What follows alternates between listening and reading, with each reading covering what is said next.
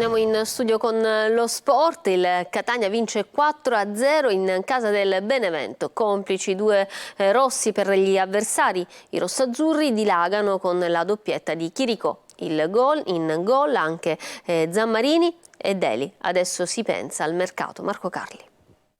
Dopo le tante delusioni di questa prima metà di stagione, il Catania si regala un Natale coi fiocchi vincendo 4-0 in casa del Benevento nell'ultima di andata. Premiata la scelta di Lucarelli di schierare la difesa a 3 dopo una settimana difficile caratterizzata anche dall'allungarsi della lista degli indisponibili e con Rocca e Rapisarda febbricitanti.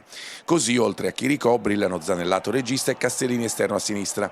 È proprio quest'ultimo a impegnare Paleari dopo un buon avvio del Benevento. Gli etnei questa volta sfruttano gli episodi come l'espulsione per doppio giallo nel giro di un minuto di Karic. Subito dopo, infatti, Rocca approfitta di un retropassaggio errato e costringe al fallo in area il portiere e il rigore. Chiricò va sul dischetto e spiazza Paleari. 1-0 per il Catania.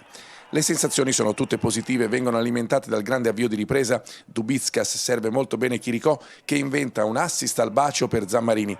Pregevole l'inserimento del centrocampista con conclusione che vale il raddoppio rossazzurro. Quando ho sbagliato la prima occasione ho detto io, ecco, è una giornataccia sicuro. Invece poi per fortuna è arrivato il rigore e l'ho voluto battere io fortemente perché avevo bisogno di fare gol con questa maglia per me, per i miei compagni, per la società, per i tifosi, per tutti quanti, e quindi sono veramente contento e dobbiamo continuare così. Il Benevento resta anche in 9 per l'espulsione di Italia, così è Accademia Rossazzurra, ancora Dubickas, serve Chiricò che con il suo sinistro ritrovato mette in rete la palla dello 0-3. Il poker è servito poco dopo da due nuovi entrati, Maffei peschinare a Deli che piazza nell'angolo e adesso si pensa al mercato.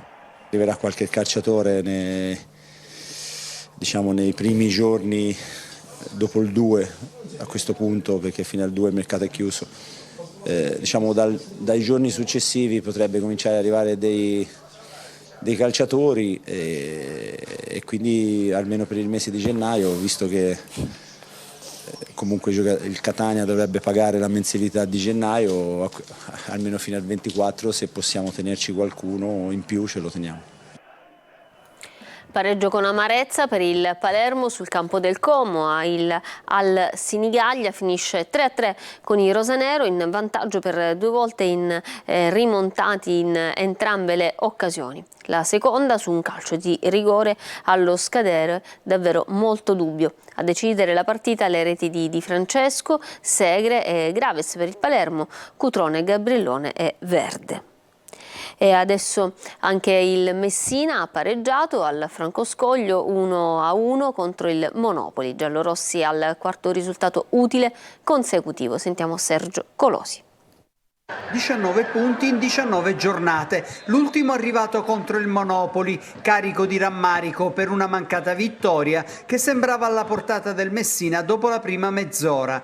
Giallorossi spuntati per le assenze di Pleshed e Mausso e la pochezza tecnica delle alternative in attacco. È toccato al centrocampista Franco sull'assist di Ragusa trasformarsi in uomo gol al 20° minuto di un primo tempo ben giocato dalla squadra di Modica. Sull'unico errore in fase difensiva è maturato nel recupero il pareggio di Starita, chirurgico in diagonale. La rete subita alimenta le insicurezze e nella ripresa si pagano gli effetti perché, a parte il palo di Ortisi, i peloritani faticano a trovare spazi. Luciani, Zunno e Cavallo non pervenuti, mai un dribbling o un'incursione, un segnale chiaro in ottica mercato. Al Messina servono un attaccante centrale e almeno un esterno in grado di fare gol. Ai saluti il difensore Michele Ferrara, non convocato e pronto a rescindere per accasarsi con l'Andre in Serie D.